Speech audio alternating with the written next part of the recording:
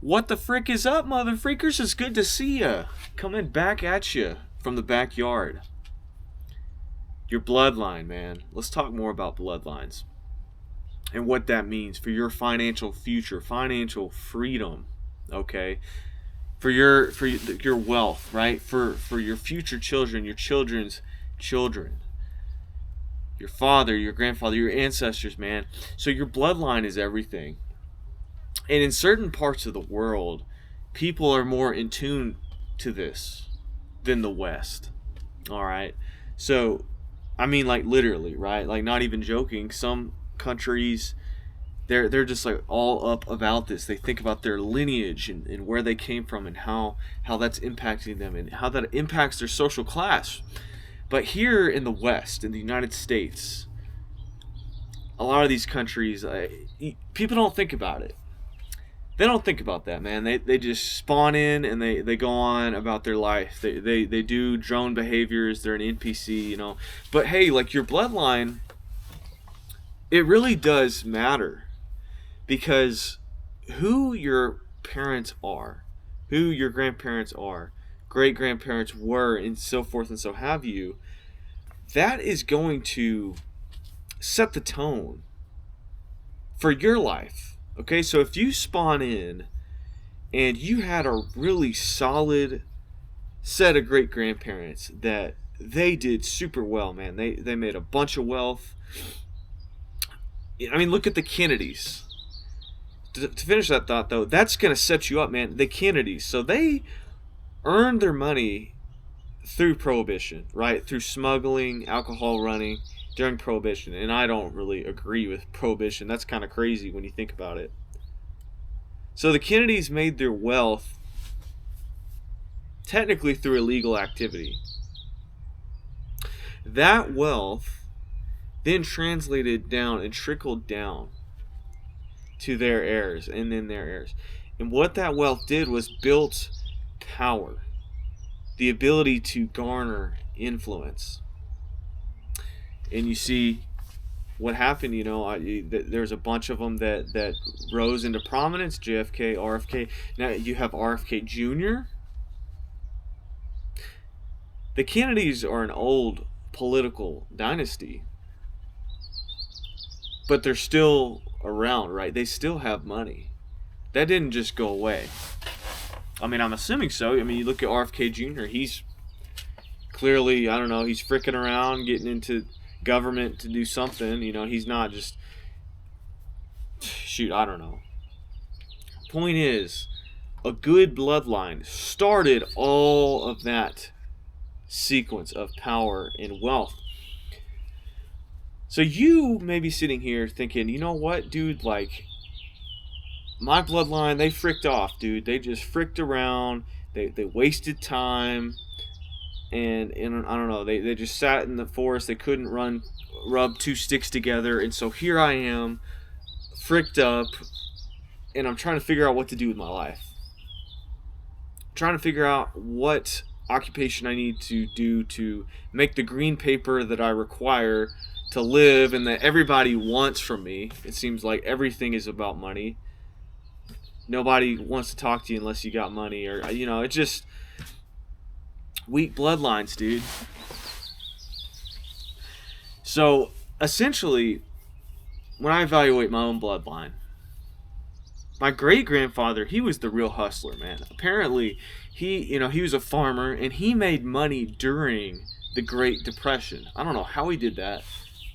Dude was making money. His son, he had like 8 sons, I guess. 7 sons. But so that's my great-great-grandfather, okay, to clarify. My great-grandfather, he was a Marine, he fought over in Iwo Jima. It didn't seem like he produced as much as his father for some reason. I don't know, maybe there was a decline in the quality blood quantum, I don't know, but he was a stud, dude. He was a stud, okay, he fought in Iwo Jima, he was a tank operator, he got a Purple Heart, that's like one of the really the only like medals, military medals that is in my family. It's very cool, very cherished thing. My grandfather, he had a solid blood quantum. Okay, he construction worker, home builder. He built large swaths of the homes, or a fair bit, right? He made an impact. In the hometown that I grew up in, he was well known. I mean, growing up, people knew who I was based on my grandparents. My dad, home builder, blue collar, did a lot of different jobs. I tell you, one thing that in his blood quantum that he inherited, he got that hustler thing too. So I will say our family line is all hustling, hard working. At least I got that from my father. He got that, and so on and so forth. That's got to be genetic, dude. Like, there has to be a genetic component to that.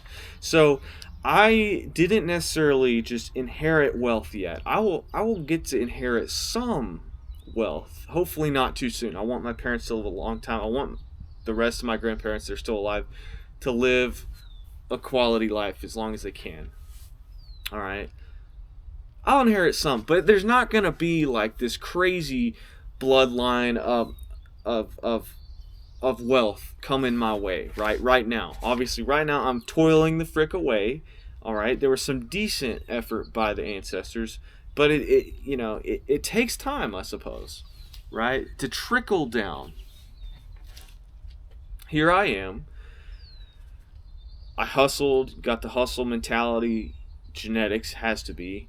I went to dental school. I'm a dentist. I'm about to go to oral maxillofacial surgery residency, right? Like that doesn't just happen. Someone just doesn't want to do that. You don't take somebody off the street and like, you can't just like make them a doctor. You can't make them a surgeon. There's something more to it that has to be just genetic, inherited, of this drive, this spirit that some people possess. And trust me, there's people that think they want to do these things, but really they have no business. Like, they get passed along through the school, they get every opportunity, just like a softball, just throw, just, hey, do the bare minimum and we'll get you through, right? Because for whatever diversity, equity, inclusion initiatives.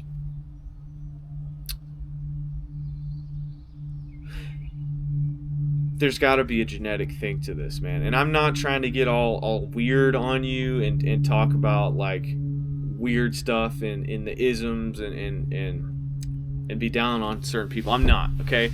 I'm just saying within my family line, I'm here. But when I look at other family lines, I've talked about the royal family in some of my other videos, but those people, right, they had to compete against other people in their population of people.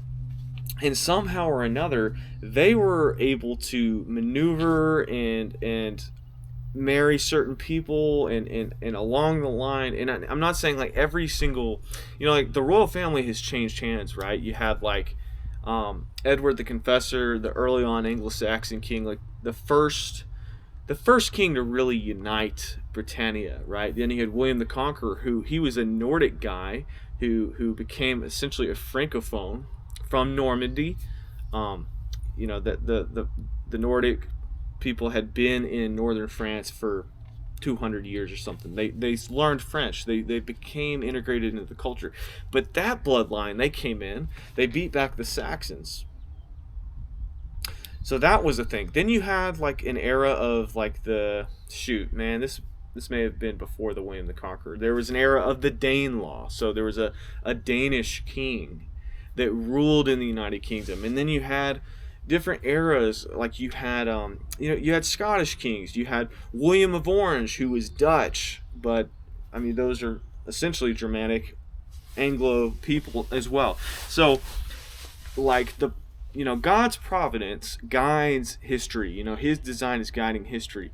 But there's like certain people that come out on top, that they have the charisma to convince people to put them in positions of power. Either through like altruistic means, or more often than not, cunning and deceptive means, and greedy means, right? There's people who have killed their siblings to take the throne. It's almost like you're looking at the animal kingdom at its like baseline, at its most primitive state. But there are certain, like, if I'm just looking at people like drones, they're automatons. Like, this person has a certain gene set that's gonna win. It's gonna edge out, and it's going to be passed on, right? Because survival of the fittest. So they win. They get the throne. They marry this elite person, all right, and they combine kingdoms, and so on and so forth. And it gets passed down. Like, you can't ignore it. There's something to this, right? There has to be. I'm not, like, definitely, I'm doing pretty well, right?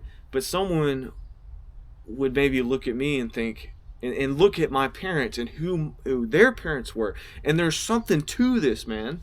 And if you're in a position where you're thinking, like, dude, my bloodline has been really trash. My bloodline is straight up garbanzo beans, man. I got to do something. I got to change the way the trajectory is going, because this ain't good, man. So if you're thinking that way, then you've got some sort of allele. You've got some sort of gene in you that's working, that's being awakened. That there's a problem.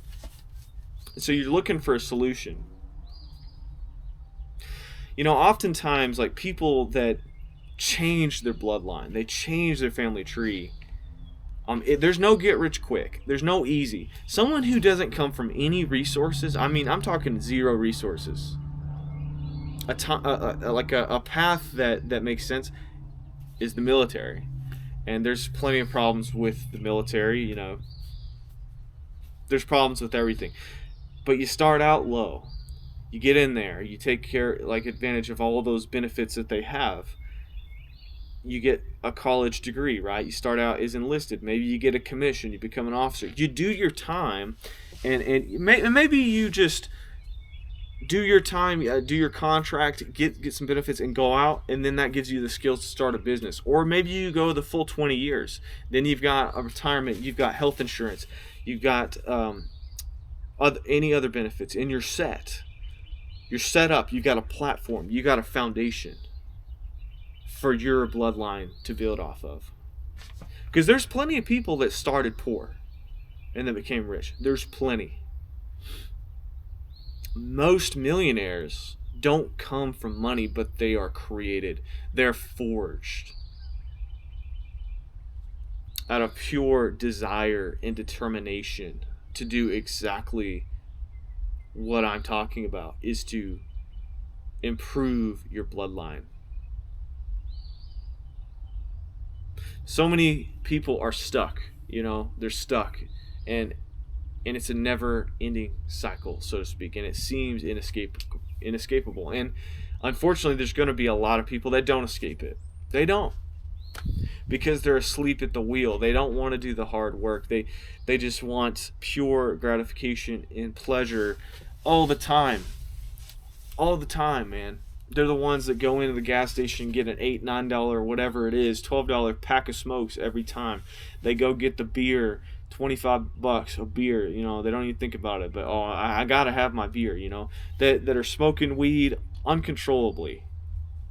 They're just flushing all their money away, so their bloodline stays corrupted, stays impure. There's nothing to hand down, no fruit, no progress, just all pleasure and no real gain. Don't be that. All right? Don't be that. I'm not saying that you can become part of the elite ruling class. I don't know how to do that, okay? I don't. Like, I know of people that know elite people. I've never sat in a room with those people. Who knows? Maybe it'll happen one day. Aim as high as you can, but You don't want to have a corrupt, a tainted bloodline, man. You don't want that. You don't want that. Be the change.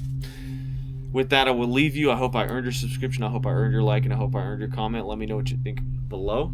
DMD out.